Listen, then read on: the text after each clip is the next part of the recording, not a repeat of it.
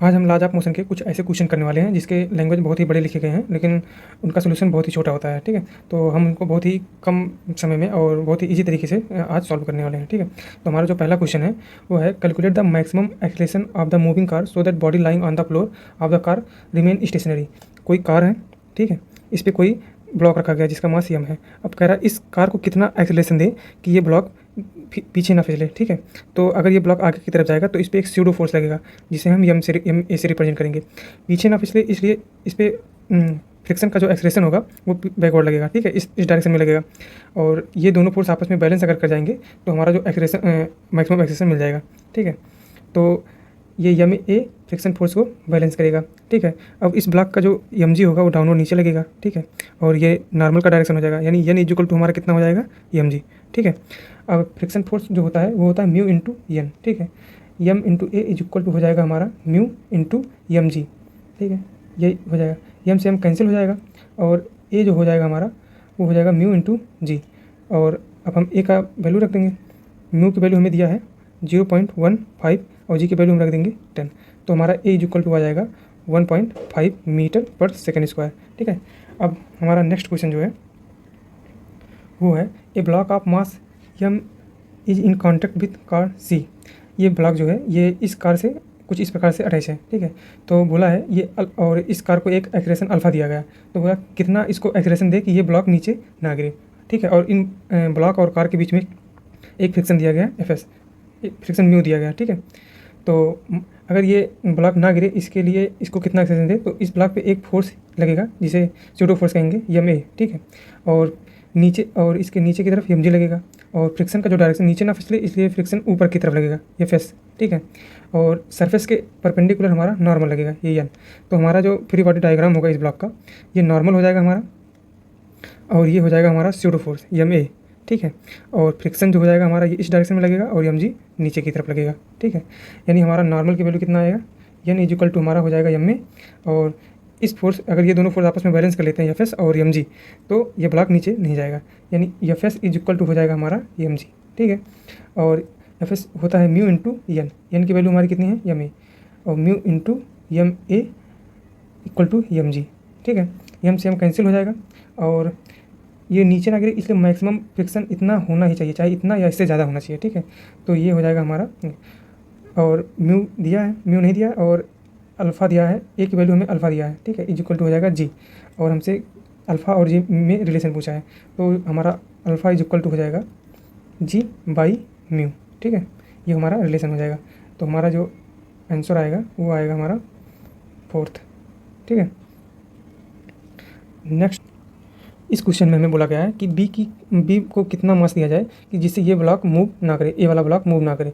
इनके बीच एक फ्रिक्शन दिया है और हमें बी की वैल्यू बतानी है, हम मैक्सिमम कितना रख सकते हैं कि जिससे ये ब्लॉक मूव ना करे। ठीक है, मान लेते हैं इसकी वैल्यू हम रखेंगे एम बी। ठीक है, तो इस पर एक ग्रेविटेशन वेट लगेगा एम बी इंटू जी। ठीक है, और यहाँ टेंशन लगेगा टी, ब्लॉक मूव ना करे इसलिए हमारा जो टी होगा वो एम बी को इस ब्लॉक को बैलेंस करेगा, यानी टी इज इक्वल टू हो जाएगा हमारा एम बी जी। ठीक है, ये हो जाएगा हमारा एक इक्वेशन। ठीक, अब यही टी इस ए ब्लॉक को बैलेंस करेगा। ठीक, इस डायरेक्शन में टी हमारे यहाँ लगेगा और फ्रिक्शन फोर्स पीछे की तरफ लगेगा। क्यों? क्योंकि ये मूव ना करे, आगे मूव करने की टेंडेंसी है, तो एक्सेलरेशन जो हमारा होगा, फ्रिक्शन फोर्स जो हमारा होगा वो बैकवर्ड में चला जाएगा, यानी ये टी जो है इस एफ एस को बैलेंस करेगा। ठीक है, तो टी की वैल्यू हमने यहाँ लिखी है, कितना है, M B into G is equal to F S हमारा क्या हो जाएगा, म्यू इंटू एन। ठीक है, म्यू की वैल्यू हमें दिया है, कितना है, 0.2।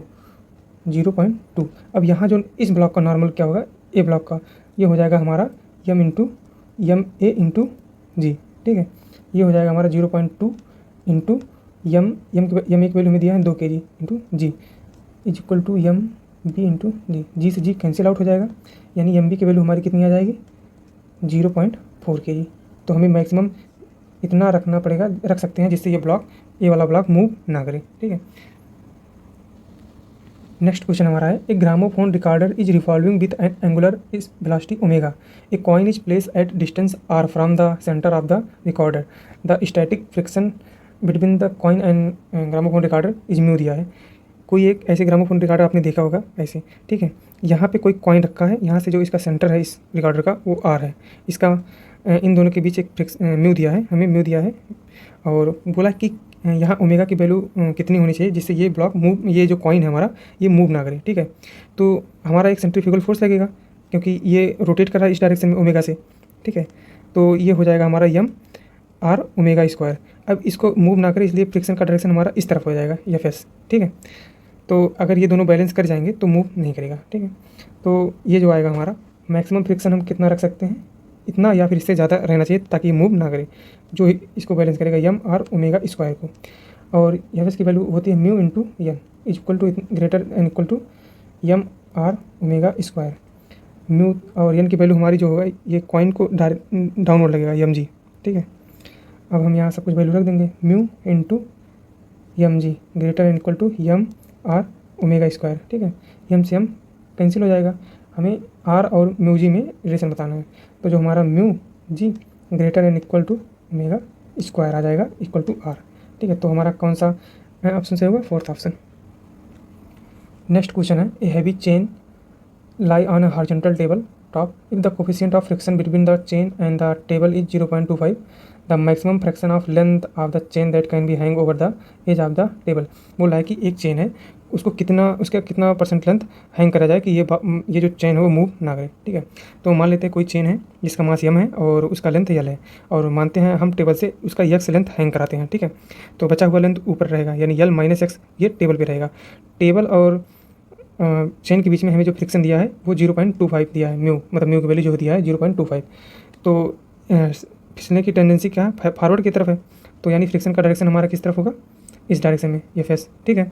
और मान लेते हैं ये जो एक्स लेंथ है इसका मास कितना हो जाएगा यम डैश जो निकालने का हमने एक वीडियो में बताया है, शॉर्ट वीडियो में आप देख सकते हैं वहाँ पे total mass divide by total length, और जितने पार्ट का हमें मास निकालना है उतने लेंथ से मल्टीप्लाई करा देंगे, यानी हमारा ये हो जाएगा इस एक्स लेंथ पार्ट का मास हो जाएगा और इस इतने ही पार्ट का यम जी जो है वो नीचे की तरफ लगेगा, यम डैश जी जी से कहेंगे, ठीक है। और इसका जो नॉर्मल होगा हमारा इतने का यम जी जो होगा वो हो जाएगा हमारा m divide by total length into L minus x into g, ठीक है। ये इतने पार्ट का जो हमारा यम जी होगा वो डाउनवर्ड लगेगा जो ये नॉर्मल को बैलेंस करेगा, ठीक है। तो अब आते हैं क्वेश्चन पे। तो अगर ये वाला पार्ट इस फ्रिक्शन फोर्स के साथ बैलेंस कर जाता है यम जी, ये यम डैश जी इसको अगर बैलेंस कर लेता है तो ये जो चेन है वो नीचे नहीं फिसलेगा, ठीक है। यानी हमारा m dash g is equal to आता है ये इस एफ एस के बराबर होना चाहिए तभी ये चेन नीचे नहीं फिसलेगा, ठीक है। तो इस यम डैश की वैल्यू हमें कितनी मिली है, total length total mass divide by total length into x into g, ये हमारा इतना हो जाएगा इसका वैल्यू।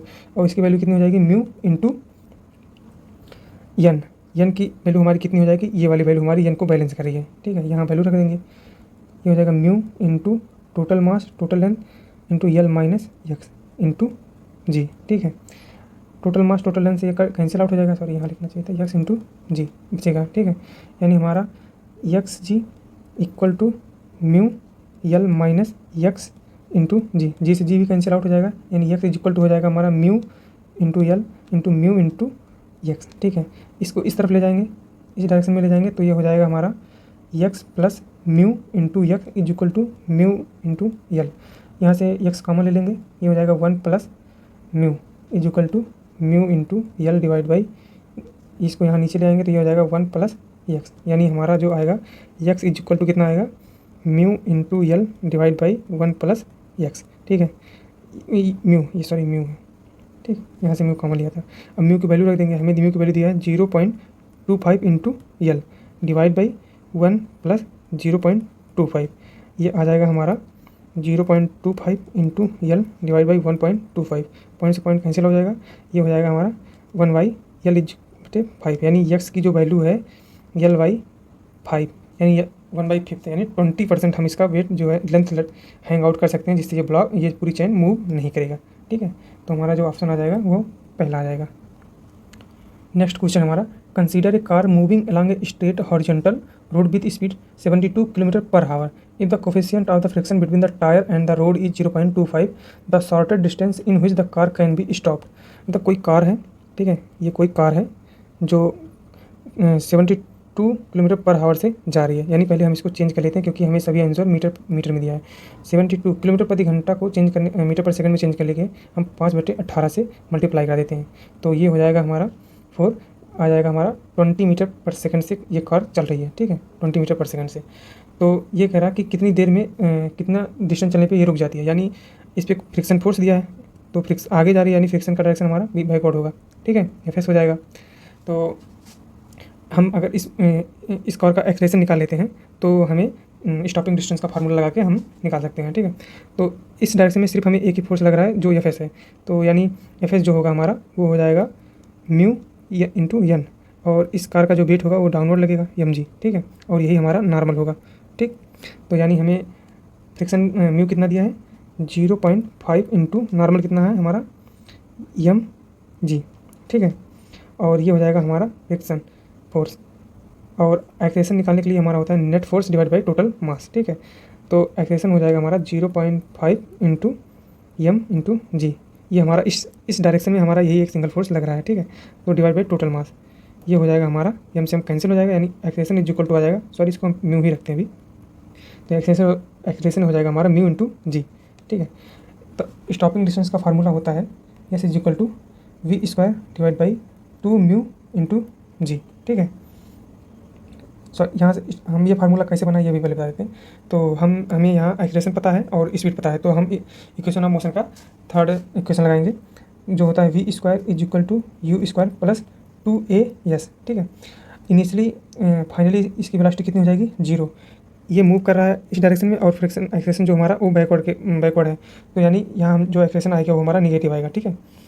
तो अब ये हो जाएगा हमारा u square is equal to 2 into a की वैल्यू हम कितनी रखेंगे, यहाँ हम पहले इस तरफ नहीं करते हैं, एक मिनट, यानी हमारा फाइनल वेलोसिटी कितनी हो जाएगी 0 हो जाएगी, और you square plus 2 into a की वैल्यू हम रखेंगे minus mu G into yes, ठीक है, हमें यस फाइंड आउट करना है। तो ये हो जाएगा हमारा यू स्क्वायर स्क्वायर यहाँ 0 minus 2 mu G into S, यानी यस इज इक्वल टू हमारा आ जाएगा U square divide by 2 mu G. U की वैल्यू हमने कितनी मिली है 20 इंटू 20 हो जाएगा 2 इंटू, और म्यू की वैल्यू हमें कितना दिया है 0.5 इंटू जी की वैल्यू हम रखेंगे 10, ये हो जाएगा हमारा 1, और ये हो जाएगा हमारा 5, और ये हो जाएगा मिला के 10, इन दोनों की वैल्यू हो जाएगी 10, 0 से 0 कर जाएगा, यानी हमारे 40 मीटर ये चलेगा, जो इसके बाद जाके स्टॉप हो जाएगा। ये क्वेश्चन है। नेक्स्ट क्वेश्चन हमारा ये है, एक रॉकेट है जो 2g एक्सेलरेशन से ऊपर की तरफ जा रहा है, वर्टिकली ऊपर की तरफ जा रहा है, ठीक है, और इस रॉकेट के अंदर एक इंक्लाइन रखा है, उस पर एक ब्लॉक रखा गया है, और बोल रहा है कि म्यू की वैल्यू यहाँ कितनी होनी चाहिए कि जिससे ये ब्लॉक ना फिसले, ठीक है, स्लिप ना करे। तो ये वर्टिकली ऊपर की तरफ जा रहा है, तो इस ब्लॉक पर एक स्यूडो फोर्स लगेगा, ठीक है, इसे हम यम कहेंगे, ठीक है, इसका मास यम दिया है, ठीक, और इस खुद ब्लॉक का वेट जो है वो mg नीचे की तरफ लगेगा। तो इसकी वजह से एक mg का एक कंपोनेंट इस डायरेक्शन में आएगा जिसे हम mg साइन थीटा कहेंगे, और एक कंपोनेंट इस डायरेक्शन में आएगा जो थीटा यहाँ से mg कॉस थीटा कहेंगे, ठीक है, और नॉर्मल इस सरफेस के परपेंडिकुलर लगेगा, ठीक है, ये यानी है। बस इस क्वेश्चन में एक ही एक्स्ट्रा ये दे दिया है कि एक स्यूडो फोर्स लगा जो mg के डायरेक्शन में एकदम लग रहा है डाउनवर्ड, तो इसका भी तो 2 कंपोनेंट हो जाएगा, इसका एक कंपोनेंट आ जाएगा हमारा ma साइन थीटा, और इसका एक कंपोनेंट इस डायरेक्शन में आ जाएगा mg ma कॉस थीटा, ठीक है, ma कॉस थीटा है ये, ठीक है। ये सेम इसी पॉइंट पे लगेगा, बस हम दूर दिखाएं हैं ताकि आपको अच्छे से समझ में आ जाए, ठीक है। तो जो हमारा नॉर्मल की वैल्यू आ जाएगी वो आ जाएगा हमारा ये आ जाएगा हमारा ma cos theta plus mg cos theta, ये हमारी एन की वैल्यू आ जाएगी। और इस नीचे ना फिसले, इसलिए फ्रिक्शन का जो फोर्स डायरेक्शन होगा ये इस डायरेक्शन में होगा, यानी एफ एस, यानी इस डायरेक्शन में हम फोर्स को बैलेंस कर लेते हैं, तो यानी जो हमारा एफ एस होगा वो बैलेंस होगा ma sign theta plus mg sine theta से, ठीक है। और एफ एस की वैल्यू हम क्या रखेंगे, यहाँ होता है म्यू इंटू एन, ठीक है, ये हो जाएगा हमारा, एक वैल्यू हम यहाँ रख देते हैं, एक वैल्यू में कितना दिया 2g sign theta plus mg sine theta, ठीक है। अब हम म्यू की वैल्यू रख देते हैं, म्यू इंटू एन की वैल्यू हमें कितना निकाला है ma cos theta plus mg cos theta is equal to आ जाएगा हमारा ये 2mg sine theta plus mg sine theta, ठीक है।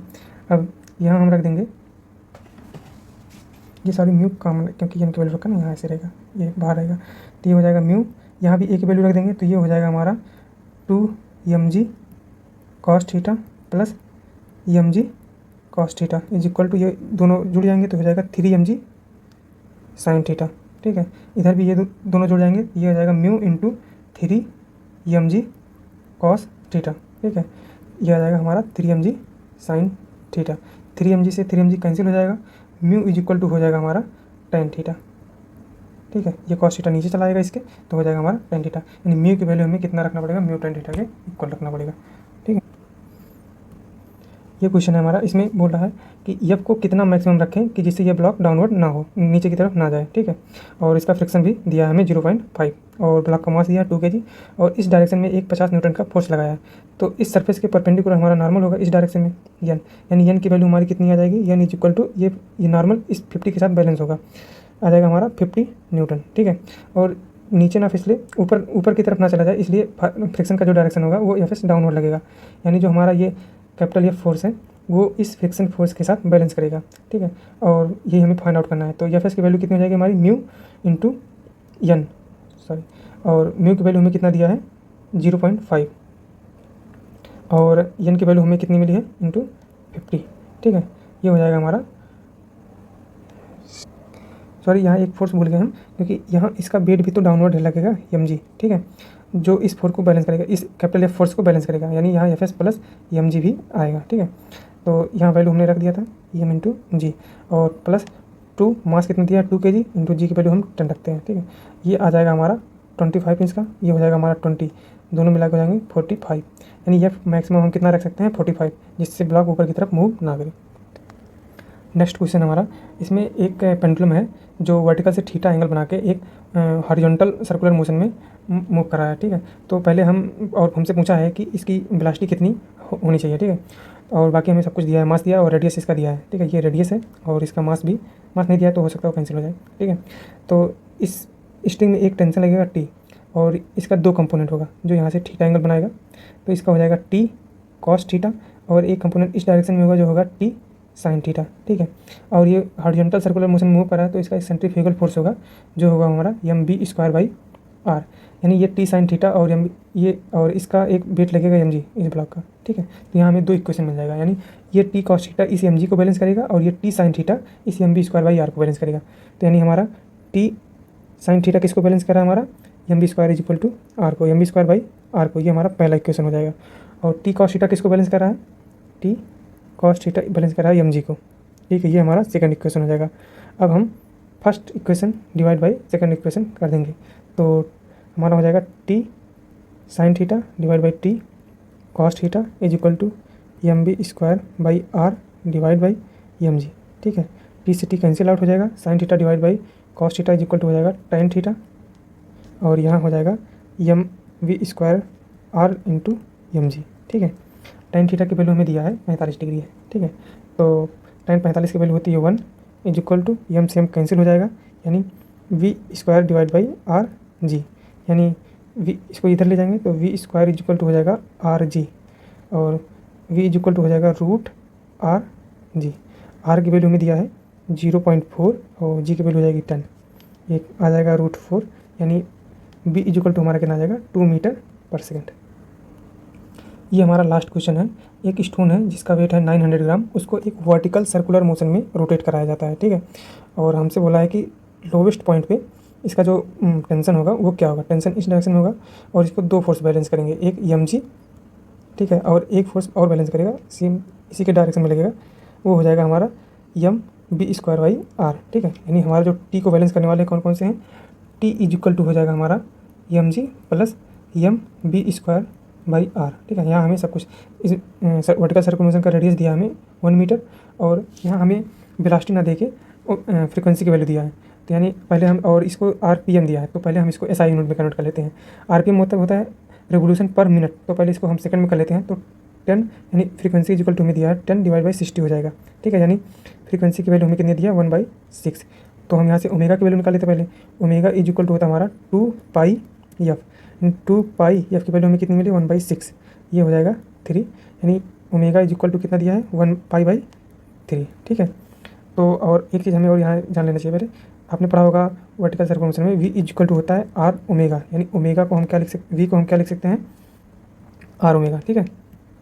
तो यहाँ हम सब वैल्यू पुट कर देंगे, यम जी प्लस यम बी की वैल्यू कितना हो जाए, R square omega square, sorry इसको भी स्मॉल आर ही मान लेते हैं, ठीक है, डिवाइड बाई आर, ये हमारा स्क्वायर, आर से एक आर कैंसिल हो जाएगा, यानी टी इक्वल टू हो जाएगा हमारा यम जी plus m R omega square. अब सभी वैल्यू पुट कर लेते हैं। हमें इसका मास कितना दिया, 900 ग्राम दिया है, तो इसको हम एसआई में कन्वर्ट करने के लिए 1000 से डिवाइड कर देंगे, यानी 900 डिवाइड बाई 1000, ठीक है, इंटू जी की वैल्यू 10। सिमिलर यहाँ 900 डिवाइड बाई 1000, आर की वैल्यू हमने कितना दिया 1, और ओमेगा की वैल्यू हमने कितना निकाला है पाई/3, स्क्वायर है तो यानी पाई स्क्वायर डिवाइड बाई 9 आ जाएगा, ठीक है। तो 3 जीरो से ये 3 जीरो कैंसिल आउट हो जाएगा, यानी यहाँ आ जाएगा हमारा 9 प्लस यहाँ इस 2 जीरो, यहाँ 1000 रहेगा, इस 2 जीरो से और कट जाएगा, और पाई स्क्वायर की वैल्यू यहाँ दिया है हमें कितना होता है 9.8, यानी हम 10 मान लेते हैं सॉल्व करने के लिए। तो ये हो जाएगा हमारा, इसकी वैल्यू कितनी हो जाएगी 10, इस एक जीरो से एक जीरो कैंसिल हो जाएगा, ये 9 से 9 कैंसिल हो जाएगा, यानी यहाँ हमारा कितना बचेगा 1, तो यानी टोटल कितना आ जाएगा, टी की वैल्यू कितनी आ जाएगी हमारी 10, ठीक है, 10 न्यूटन। यहाँ आंसर में जी की वैल्यू इसने 9.8 और पाई स्क्वायर की वैल्यू 9.8 रखा है, तो यानी नियर अबाउट हमारा 9.8 आ जाएगा, ठीक है। अगर ये क्वेश्चन, ये सेशन आपको अच्छा लगा हो तो प्लीज़ लाइक एंड सब्सक्राइब जरूर करिएगा।